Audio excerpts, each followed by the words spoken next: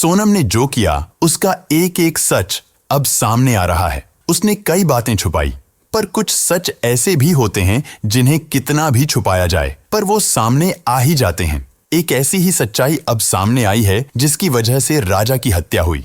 आखिर उस रात होटल के कमरे में राजा ने सोनम को उसके आशिक के साथ ऐसा क्या करते देख लिया था जिसकी वजह से सोनम ने ऐसी घटना को अंजाम दे डाला। आखिर कैसे भोले भाले राजा को सोनम ने अपने आशिक के साथ मिलकर मौत के घाट उतारा, इसके बारे में अब तक आपने जो भी सुना है वह आधी अधूरी कहानी थी। लेकिन आज मैं पूरे फैक्ट्स, सबूत, सोनम के बयान और पुलिस के अनुसार आपको इस केस का वो एक एक सच बताने वाला हूं जिसे आप लोगों से अब तक छिपाया गया है। लेकिन वीडियो शुरू करने से पहले मेरी आपसे एक छोटी सी गुजारिश है। आज आप भले ही चैनल को सब्सक्राइब न करें, लेकिन इस वीडियो को बिना स्किप किए अंत तक जरूर देखिए। ये वीडियो थोड़ी लंबी जरूर होगी, लेकिन इस वीडियो को देखने के बाद आप इस केस से जुड़ी हर उस सच्चाई को जान पाएंगे जो अब तक आपको नहीं पता थी। वीडियो में मैं आगे बढ़ूं उससे पहले आप कमेंट में सोनम जैसी कातिल के लिए और राजा के जस्टिस के लिए अपने मन से कुछ न कुछ जरूर लिखिए, ताकि सबको पता चल सके कि हम राजा के सपोर्ट में हैं और उसे न्याय दिलाकर ही रहेंगे। इस कहानी की शुरुआत होती है 1 अक्टूबर 2024 को। रामनवमी का दिन था और रघुवंशी समाज का भंडारा था। इसी दिन समाज के लोग शादी के योग्य लड़के लड़कियों के नाम समाज के रजिस्टर में लिख देते हैं। सोनम की फैमिली वालों ने जब उस रजिस्टर में राजा रघुवंशी की डिटेल्स पढ़ी तो उन्हें लड़का अच्छा लगा। एक तो राजा का काम भी अच्छा था, दूसरा वो इंदौर का ही रहने वाला था। उसके बाद सोनम की माँ का राजा के घर फोन आया। वो लोग मिलने आए, फिर लड़का लड़की आपस में मिले और बात पक्की हो गई। लेकिन शुरू में ही राजा ने एक ऐसी बात नोट की जिसे उसके परिवार वाले अगर समझ जाते तो शायद राजा की जान बच भी सकती थी। राजा ने एक दिन अपनी माँ को बताया कि सोनम मुझ में इंटरेस्ट नहीं ले रही है। राजा दरअसल सोनम के साथ फिल्म देखने जाना चाहता था। सोनम ने इसके लिए मना कर दिया। राजा फोन भी करता था तो सोनम उससे बात नहीं करती थी। राजा की माँ ने इस बारे में सोनम से पूछा तो उसने कहा, मैं ऑफिस में बिजी होती हूँ इसलिए बात नहीं कर पाती। तब राजा के परिवार ने इस पर ज्यादा ध्यान नहीं दिया। उन्होंने सोचा कि शायद सोनम सही कह रही हो। 11 मई 2025 को इंदौर में सोनम और राजा रघुवंशी की शादी हुई। सोनम शादी के बाद सिर्फ 4 दिन ही राजा के घर रही, फिर अपने मायके चली गई। राजा शादी के बाद कश्मीर घूमने जाना चाहता था, लेकिन पहलगाम हादसे के बाद वो प्रोग्राम उसे टालना पड़ा। इसके बाद अपने मायके से ही सोनम ने खुद मेघालय, शिलोंग के लिए हनीमून टिकट बुक किया। फिर राजा को फोन करके बताया कि उसने 20 मई को मेघालय की टिकट बुक कर दी है, लेकिन राजा मना कर देता है कि मेरा मन मेघालय जाने का नहीं है। राजा ये बात अपनी माँ से कहता है कि सोनम ने मुझसे बिना पूछे मेघालय की टिकट बुक कर दी है। टिकट पहले से बुक था, इसलिए माँ ने कहा चले जाओ, टिकट हो गया है तो कैंसिल करना सही नहीं रहेगा, इसी बहाने दोनों घूम भी लोगे। हनीमून पर जाने से पहले ही सोनम ने हनीमून के नाम पर राजा से अपने अकाउंट में 9,50,000 रुपए ट्रांसफर भी करवा लिए थे। फिर 20 मई 2025 को दोनों शिलोंग के लिए रवाना हुए।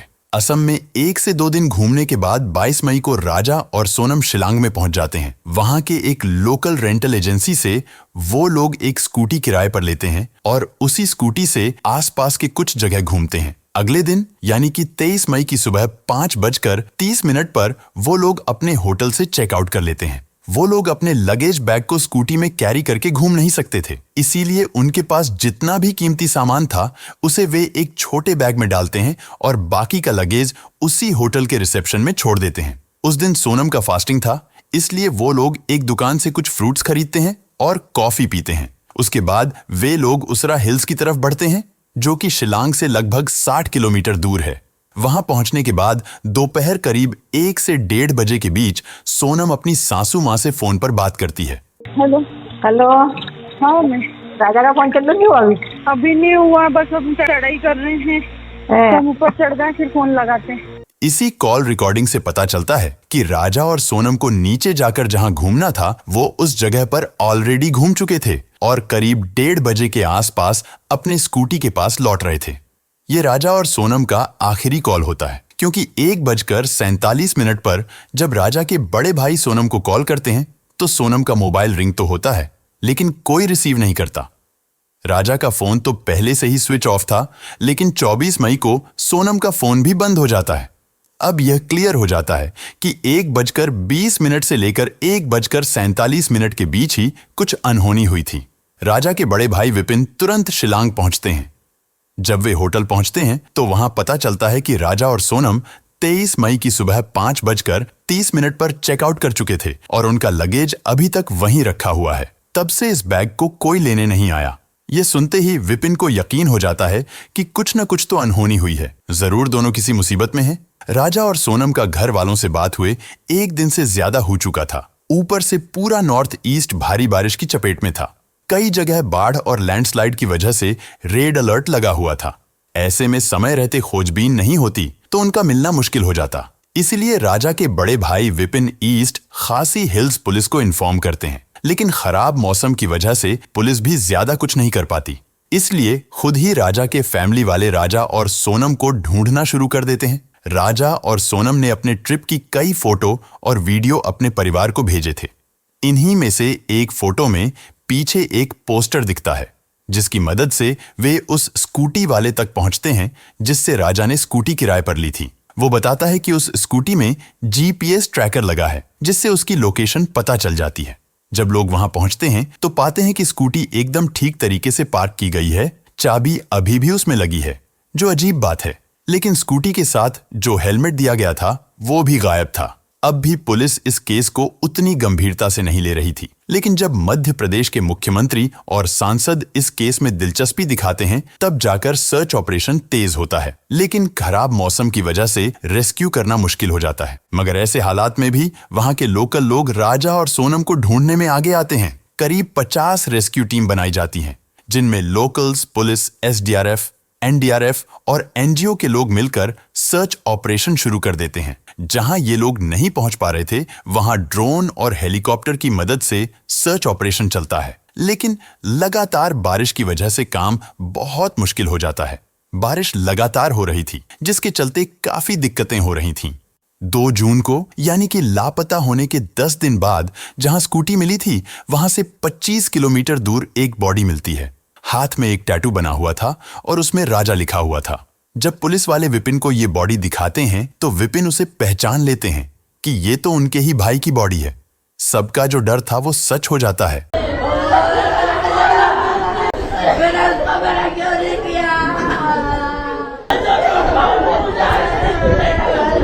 परिवार में हाहाकार मच जाता है। लेकिन यहां पर कहानी खत्म नहीं होती, बल्कि ये केस अब और भी उलझ चुका था।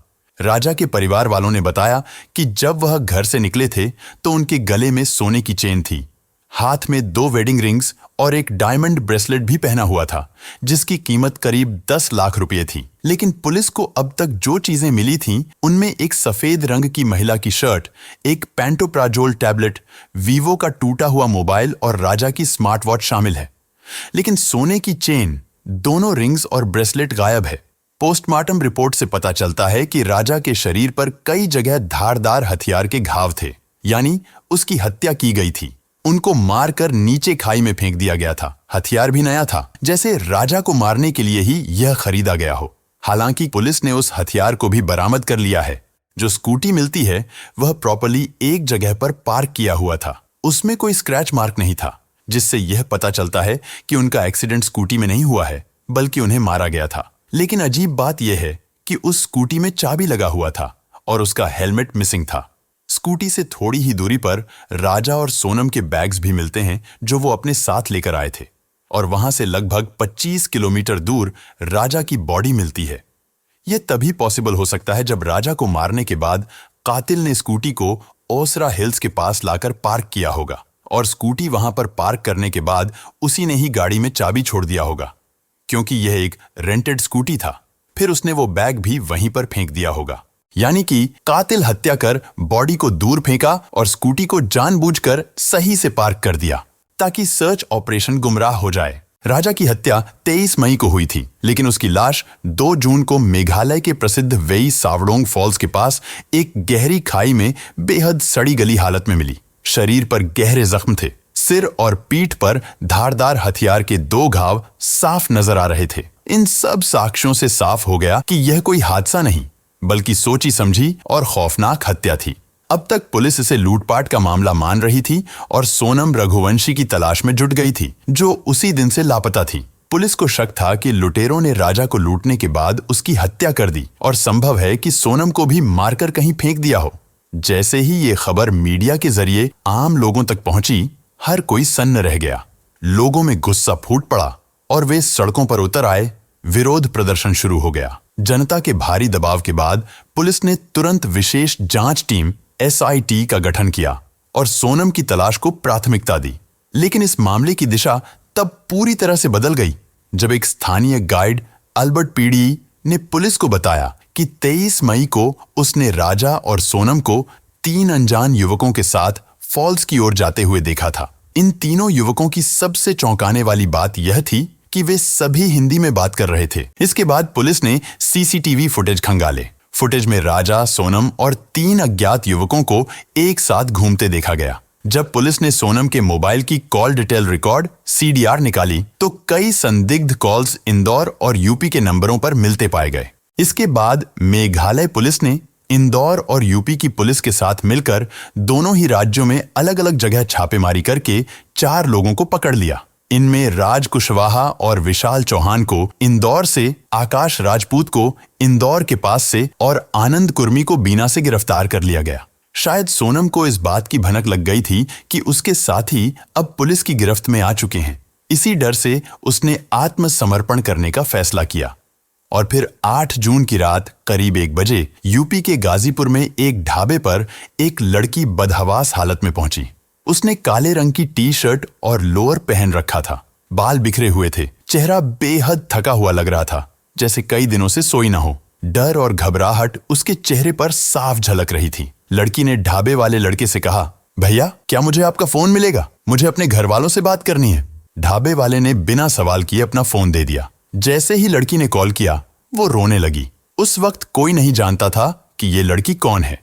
वहीं मौजूद कुछ महिलाओं ने उसे पहचानने की कोशिश की, लेकिन किसी को भी यह अंदाजा नहीं था कि ये वही सोनम रघुवंशी हो सकती है, क्योंकि गाजीपुर मेघालय से करीब 1100 किलोमीटर दूर है। फोन पर भाई से बात करने के बाद सोनम वहीं एक चारपाई पर बैठकर फूट फूट कर रोने लगी। तभी उसी नंबर पर सोनम के भाई का कॉल आया।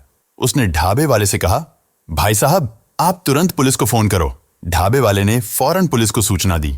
करीब 30 मिनट बाद पुलिस मौके पर पहुंची। जब सोनम ने अपनी पहचान बताई तो पुलिस समझ गई कि यही वो लड़की है जिसकी तलाश में मेघालय पुलिस पिछले 17 दिनों से जुटी हुई थी। फिर सोनम को गाजीपुर पुलिस अपने साथ ले गई और बाद में मेघालय पुलिस को सौंप दिया गया। सोचिए, जो सोनम पिछले 17 दिन से लापता थी, जिसे सबने मरा हुआ मान लिया था, वही सोनम जब उसके साथियों की गिरफ्तारी होती है तो कैसे खुद ही अपने भाई को फोन करती है। अगर वो निर्दोष थी और जिंदा थी तो क्या ये काम पहले भी नहीं कर सकती थी? पूछताछ में जो खुलासा हुआ उसने पूरे मामले की दिशा ही बदल दी और पुलिस भी हैरान रह गई। शुरुआती पूछताछ में सोनम ने सच छुपाने की हर मुमकिन कोशिश की। बार बार बयान बदले, झूठी कहानियां गढ़ी और पुलिस को गुमराह करने की कोशिश की, लेकिन सख्त सवालों और सबूतों की मार के आगे उसका झूठ ज्यादा देर टिक नहीं सका। धीरे धीरे परतें खुलने लगीं और सच खुद ब खुद बाहर आने लगा। सोनम रघुवंशी ने जो कहानी पुलिस के सामने बयां की, वह किसी थ्रिलर फिल्म से कम नहीं थी। शुरू में डरी और कमजोर दिखने वाली सोनम की चुप्पी तब टूटी जब मेघालय पुलिस ने उसे रिमांड में लेकर गहराई से पूछताछ की। जांच अधिकारियों के अनुसार सोनम ने जिस सच्चाई को कबूला, उसने इस केस की हर परत को खोलकर रख दिया। गिरफ्तारी के बाद जब सोनम को गाजीपुर से इंदौर लाया गया तो रास्ते में ही उसने पुलिस को कई ऐसी बातें बताई जो इस केस के लिए बेहद जरूरी थीं। सोनम ने बताया कि जब उसने राजा से शादी की तभी तय कर लिया था कि इस शादी को ज्यादा दिन तक नहीं चलाना है और एक सही वक्त पर राजा को खत्म कर देना है ताकि वह अपने प्रेमी राज कुशवाहा के साथ शादी कर सके। अब उसने जो पुलिस को बयान दिया उसमें उसने बताया कि उसके प्रेमी ने ही उसे बार बार समझाया था कि अगर तुम राजा को हटा दोगी तो तुम्हारे घर वाले भी हमारी शादी के लिए मान जाएंगे। और यही सोचकर उसने राज को भरोसे में लेकर साजिश रचनी शुरू की। सोनम ने कबूला कि राजा बहुत अच्छा इंसान था। वह उसे बहुत प्यार करता था, लेकिन वह हर वक्त बस उसकी निगरानी करता था। सोनम को बार बार लगता था कि वह आजाद नहीं है और यही सोचकर उसने तय कर लिया कि राजा को रास्ते से हटाना ही सही फैसला है। उसने यह भी बताया कि उसके पिता की तबीयत खराब थी, इसीलिए वह अपने प्रेमी से शादी नहीं कर पाई थी। और राजा को एक समझौते की तरह स्वीकार कर लिया था, लेकिन दिल से कभी उस रिश्ते को अपनाया नहीं। शादी के बाद भी वह लगातार अपने प्रेमी राज कुशवाहा के संपर्क में थी। सोनम और राज के बीच शारीरिक और मानसिक रूप से गहरा रिश्ता था और दोनों चाहते थे कि राजा की जिंदगी से स्थायी रूप से छुटकारा मिल जाए। पुलिस को दिए बयान में सोनम ने कहा कि उन्होंने मिलकर हत्या की पूरी योजना तैयार की थी। इसके तहत राज कुशवाहा ने अपने 3 दोस्तों विशाल सिंह चौहान, आकाश राजपूत और आनंद सिंह कुर्मी को साथ जोड़ा। योजना के मुताबिक सोनम और राजा को मेघालय ट्रिप पर भेजा गया ताकि घटना दुर्घटना जैसी लगे और शक ना हो। 23 मई को जब वे सावडोंग फॉल्स के पास ट्रेकिंग के लिए निकले तो सोनम ने राजा को एक ऐसे रास्ते पर ले जाने में मदद की जहां पहले से छिपे तीनों हमलावर मौजूद थे। राजा पर अचानक धारदार हथियार से हमला किया गया और उसे खाई में धकेल दिया गया। सोनम ने बताया कि वह सब कुछ जानते हुए भी वहीं से वापस लौट गई और फिर फरार हो गई। पूछताछ में सोनम ने साफ कहा कि इस पूरी हत्या के पीछे उसकी मंशा राजा से छुटकारा पाकर राज कुशवाहा के साथ जिंदगी शुरू करने की थी। उसने इस साजिश के लिए आर्थिक मदद भी की, कॉल्स और मीटिंग्स के जरिए हत्यारों को निर्देश भी दिए। यही नहीं, बाद में जब मीडिया और पुलिस का दबाव बढ़ा तब उसने खुद को बचाने के लिए गाजीपुर जाकर छिपने की कोशिश की, लेकिन डर और मानसिक दबाव में खुद ही उसने आत्मसमर्पण कर दिया। सोनम ने यह भी कबूल किया कि हनीमून पर जाने का प्लान उसी का था, घूमने के लिए नहीं बल्कि राजा को मरवाने के लिए। अब पुलिस की जांच में सामने आया है कि सोनम और राज कुशवाहा पिछले 5 महीने से रिलेशनशिप में थे। सोनम के पिता हार्ट के मरीज थे और घर वाले चाहते थे कि शादी समाज के हिसाब से हो, इसलिए सोनम ने अपने प्रेमी राज को छोड़कर राजा से शादी कर ली। लेकिन मन में पहले ही प्लान था कि शादी के बाद राजा को रास्ते से हटा दिया जाएगा ताकि वह फिर से राज के साथ जिंदगी बिता सके, और यही हुआ। सोनम ने पूरी प्लानिंग की थी और शादी के 5 दिन बाद 16 मई को इंदौर के सुपर कॉरिडोर पर एक कैफे में बैठकर उसने अपने प्रेमी राज के साथ राजा की हत्या की साजिश रची। राज ने अपने 3 दोस्तों विशाल चौहान, आकाश राजपूत और आनंद कुर्मी को इस मर्डर प्लान में शामिल किया और उसी रात 6 घंटे तक फोन पर सोनम से बात कर पूरी योजना समझाई। सोनम को एक कीपैड फोन, एंड्रॉयड मोबाइल और नई सिम दी गई ताकि वह लगातार संपर्क में रहे, और इन सब चीजों की कीमत पहले ही राज ने चुकाई। जब सोनम ने बताया कि वह 22 मई को शिलोंग ट्रिप पर निकल रही है तो राज ने सभी आरोपियों के टिकट बुक करवा दिए, लेकिन खुद आखिरी वक्त पर मना कर गया और इंदौर में ही रहा।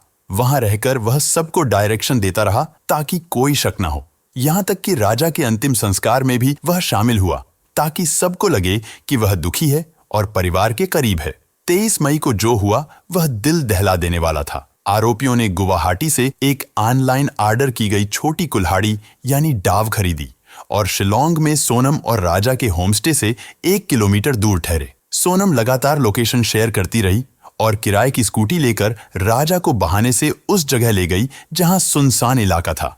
दोपहर 1:30 पर सोनम ने फोटोशूट का बहाना बनाकर राजा को पहाड़ी की तरफ चलने को कहा। आरोपियों ने पीछा करना शुरू किया, लेकिन चढ़ाई इतनी ऊंची थी कि उन अपराधियों ने सोनम से कहा कि वह काफी थक गए हैं और वह राजा को नहीं मार पाएंगे। तब सोनम ने उन लोगों से कहा कि मैं तुम्हें 20 लाख दूंगी। इस लालच के बाद आरोपियों ने हत्या के लिए हाँ कर दिया। जब सोनम और राजा उस सुनसान जगह पर पहुंचे तो पीछे से तीनों आरोपी वहां पहुंचे। आकाश दूसरी बाइक से दूर से निगरानी कर रहा था और जब उन्हें यकीन हो गया कि कोई आसपास नहीं है तब उन्होंने राजा पर पीछे से हमला किया। राजा ने विरोध किया, लड़ाई की, लेकिन सिर और सीने पर गहरे वार के बाद वह बेहोश हो गया। विशाल चौहान ने पीछे से वार किया और उसी वक्त सोनम चिल्लाई, मार डालो इसे। फिर जब राजा अधमरा था तो आरोपियों ने उसे उठाने की कोशिश की, लेकिन जब नहीं उठा सके तो खुद सोनम ने उसे धक्का दिया और खाई में फेंक दिया। यह सब करने के बाद सोनम ने आरोपियों को राजा के पर्स से निकाले हुए 15,000 रुपए दिए और कहा कि पूरा पैसा बाद में मिलेगा। राजा को खाई में फेंकने से पहले ही सोनम ने बड़ी ही चालाकी से उसके गले से सोने की चेन, हाथ में पहना डायमंड का ब्रेसलेट और 2 सोने की अंगूठी भी निकाल ली थी, जिसकी कीमत राजा के घर वालों ने लगभग 10 लाख बताया था। फिर आरोपी वहां से उसकी बुक की गई स्कूटी लेकर 25 किलोमीटर दूर छोड़ आए। सोनम ने उन लोगों के सामने ही अपना फोन तोड़ दिया और नदी में फेंक दिया ताकि कोई लोकेशन ट्रैक ना कर सके। राजा की हत्या के बाद सोनम शिलोंग से गुवाहाटी पहुंची और वहां से ट्रेन द्वारा इंदौर मध्य प्रदेश लौट गई थी। इंदौर पहुंचकर सोनम ने राज कुशवाहा के साथ एक फ्लैट में कुछ दिन बिताए। पुलिस जांच में यह भी सामने आया कि राज ने खुद उसे एक कैब भेजी थी। आखिरकार सोनम वहीं रुकी, लेकिन इस दौरान वह हर एक अपडेट पर नजर रख रही थी। जब पुलिस ने राज कुशवाहा और बाकी आरोपियों को गिरफ्तार किया तो सोनम घबरा गई और अकेली गाजीपुर पहुंची। जांच में सामने आया कि सोनम ने हत्या के कुछ दिन पहले ही नए मोबाइल में एक नई सिम डलवाई थी ताकि पुलिस को ट्रैकिंग में दिक्कत हो। इस नंबर से वह सिर्फ अपने प्रेमी और बाकी आरोपियों के संपर्क में थी। उसने ही फोन पर राज को पूरी जानकारी दी कि वह शिलोंग कब निकल रही है, कौन सा होटल बुक किया है और राजा के दिन भर की एक्टिविटी क्या क्या होगी, ताकि हमलावर उसे फॉलो कर सकें। इस केस में जो बात सबसे ज्यादा डराने वाली है वो यह है कि हत्या से ठीक एक दिन पहले सोनम ने व्रत भी रखा था। मेरा तो उपास है ना, मेरे को 2-3 बार बोल दिया। मैंने मैं घूमने के चक्कर में अपनी 11 थोड़ी तोड़ूंगी। वही तो तेरी मैं अभी फरियाद बना रही तो मेरे को एकदम से याद आ गई कि आज तो मेरे बहू का उपास बापे। हाँ। अपने सास से बात करते हुए उसने कहा था कि वह अपरा एकादशी का व्रत कर रही है ताकि मनोकामना पूरी हो जाए, लेकिन सच्चाई यह थी कि उसके मन की मनोकामना राजा को मारने से जुड़ी थी। उसी दिन यानी 23 मई को उसने हत्या को अंजाम दिलवाया और फिर खुद अपने हाथों से राजा को खाई में धक्का दे दिया। इस बीच एक और चौंकाने वाला खुलासा हुआ जब पुलिस को एक ऑडियो रिकॉर्डिंग मिली जिसमें सोनम और राज की बातचीत थी। इसमें साफ सुना जा सकता है कि सोनम राज से कह रही है कि राजा को खत्म करने के बाद सब कुछ आसान हो जाएगा और हम हमेशा साथ रह सकेंगे। यह रिकॉर्डिंग केस का सबसे बड़ा सबूत बन गया है और अब इसे कोर्ट में भी पेश किया जाएगा। राज कुशवाहा ने भी कबूला है कि उसने ही अपने 3 दोस्तों को पैसों का लालच देकर इस मर्डर में शामिल किया था। वह जानता था कि अकेले सोनम कुछ नहीं कर पाएगी, इसलिए उसने अपने दोस्तों को भी इसमें घसीट लिया। राज कुशवाहा ने पुलिस को बताया कि सोनम ने उससे कहा था कि जब मैं विधवा हो जाऊंगी तब मेरे घर वाले भी हमारी शादी के लिए तैयार हो जाएंगे, इसलिए पहले राजा को हटाना पड़ेगा। पूछताछ के दौरान हर आरोपी ने अपना जुर्म स्वीकार किया और यह भी साफ हो गया कि हत्या किसी एक का फैसला नहीं था, बल्कि यह सभी के बीच महीनों पहले से बनाई गई एक सोची समझी साजिश थी। पुलिस ने चारों आरोपियों के पास से वो मोबाइल फोन, बातचीत के कॉल रिकॉर्ड्स, लोकेशन डिटेल्स और डिजिटल ट्रांजैक्शन के सबूत बरामद किए जो हत्या की प्लानिंग में सोनम और राज कुशवाहा के सीधे जुड़ाव को साबित करते हैं। सोनम को लेकर अब एक नई और चौंकाने वाली बात सामने आई है। दरअसल राजा की हत्या के बाद सोनम बुर्का पहनकर मेघालय से फरार हो गई थी। सोनम ने खुद पुलिस को बताया कि वह राजा की हत्या के बाद बुर्का पहनकर शिलांग से बाहर निकली और लंबे समय तक बुर्के में ही घूमती रही। टैक्सी, बस और ट्रेन के जरिए वह मध्य प्रदेश के इंदौर पहुंची। पुलिस को दिए बयान में सोनम ने कहा कि राज ने इंदौर में ही 2 महीने के लिए किराए पर एक कमरा लिया था जहां कोई सीसीटीवी कैमरा नहीं था। राजा की हत्या के बाद सोनम उसी कमरे में अपने आशिक के साथ रंगरलियां मना रही थी। सोचिए, जिस सोनम की तलाश पुलिस बिहार, उत्तर प्रदेश, बांग्लादेश और न जाने कहां कर रही थी, वो सोनम अपने ही घर के आसपास के इलाके में एक किराए के कमरे में आराम से अपने आशिक के साथ रह रही थी। और सबसे हैरान करने वाली बात, सोनम ने उसी कमरे में अपनी मां को भी बुलाया था। इससे ये साफ जाहिर होता है कि राजा की हत्या में सोनम की मां भी बराबर की हिस्सेदार थी। सोनम ने पुलिस को ये भी बताया कि वो राजा से शादी नहीं करना चाहती थी, लेकिन घर वालों ने जबरदस्ती की। पिता की तबीयत खराब थी, उन्हें हार्ट की समस्या थी, इसलिए मजबूरी में शादी के लिए हाँ कर दी, लेकिन पहले ही अपनी मां को कह दिया था, मैं शादी तो कर लूंगी लेकिन इसका अंजाम बहुत बुरा होगा। और वही हुआ, अंजाम राजा की हत्या में सामने आया। अब आप सोचिए, एक मां होकर भी उसने अपनी बेटी का साथ दिया, एक बेटे से उसकी मां को हमेशा के लिए जुदा कर दिया। क्या एक महिला इतनी निष्ठुर हो सकती है? सोनम ने यह भी बताया कि उसने राजा की हत्या की योजना फरवरी में ही बना ली थी। शादी की तारीख थी 10 से 11 मई के बीच और फरवरी से ही वह पल पल की योजना बनाने लगी थी। कब, कहां, कैसे हत्या होगी और हत्या के बाद वो कहां और कैसे जाएगी, हर चीज का प्लान पहले से तय था। जब आकाश, विशाल और आनंद गिरफ्तार हुए तो सोनम डर गई और फिर गाजीपुर के एक ढाबे पर जाकर खुद ही सरेंडर कर दिया। उसने बताया कि उसे उस ढाबे तक उसका प्रेमी राज छोड़कर गया था। वहां पहुंचकर सोनम ने खुद को अपहरण की शिकार बताने की कोशिश की, जैसे कोई उसका अपहरण कर लिया था और वो वहां से किसी तरह भाग आई। सबसे खौफनाक प्लानिंग तो यह थी, राजा की हत्या के बाद ये लोग एक और महिला की हत्या करके उसकी जली हुई लाश को सोनम की लाश बताने वाले थे। अगर मेघालय पुलिस समय रहते नहीं पहुंचती तो किसी और महिला को मारकर ये कह देते, ये है सोनम की लाश। यानी इन दरिंदों को ना इंसानियत का ख्याल था, ना किसी की जान की कीमत। पुलिस जांच में यह भी सामने आया कि 19 मई को असम में इन्होंने राजा को मारने की कोशिश की थी, लेकिन असफल रहे। फिर सोनम ने शिलांग और सोहरा चलने की सलाह दी। पुलिस अधिकारी विवेक के अनुसार दोपहर 2 बजे से लेकर 2:18 के बीच तीनों ने राजा पर पेड़ काटने वाले भारी हथियार से हमला किया। 4-5 बार हमला होने के बावजूद राजा लड़ता रहा। तब सोनम ने चिल्लाकर कहा, मार दो इसे।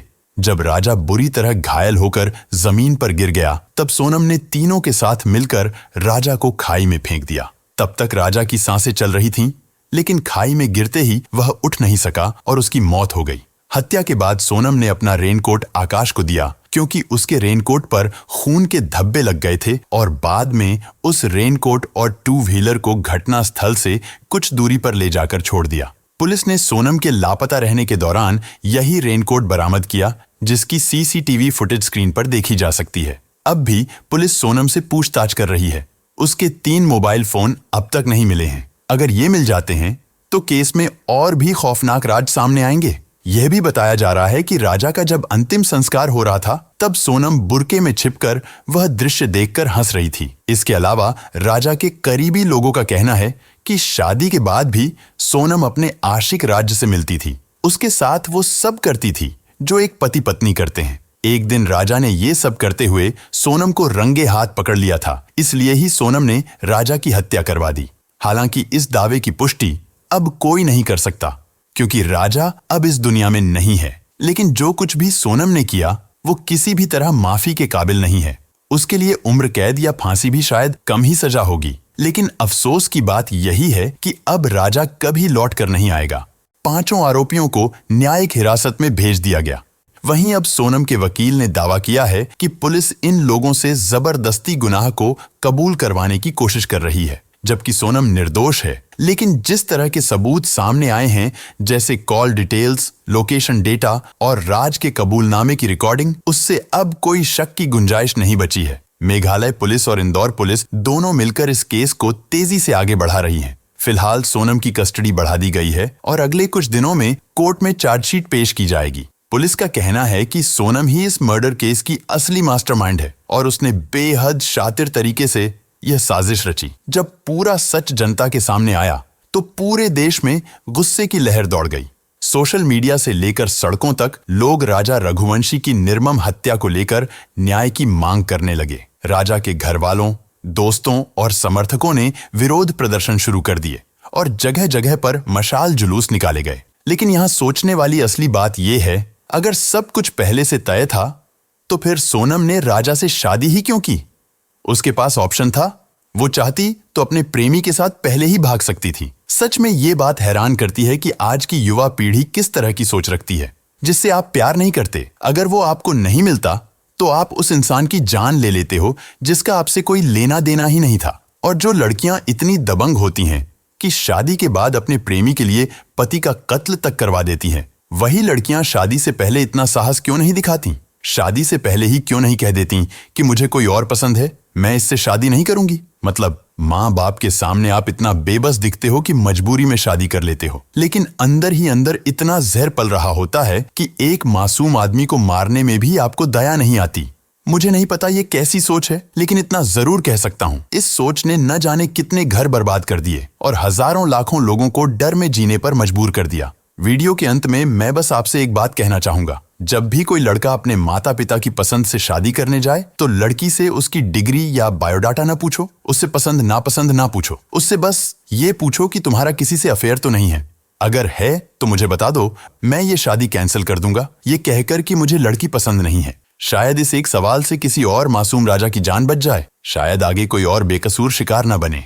ऐसे लोगों को सिर्फ उम्र कैद नहीं, फांसी की सजा मिलनी चाहिए, ताकि समाज में डर बने और कोई भी पत्नी प्रेमी के साथ मिलकर अपने पति की जान लेने की हिम्मत न कर सके। लोग लगातार सरकार से मांग कर रहे हैं कि आरोपियों को कड़ी से कड़ी सजा दी जाए।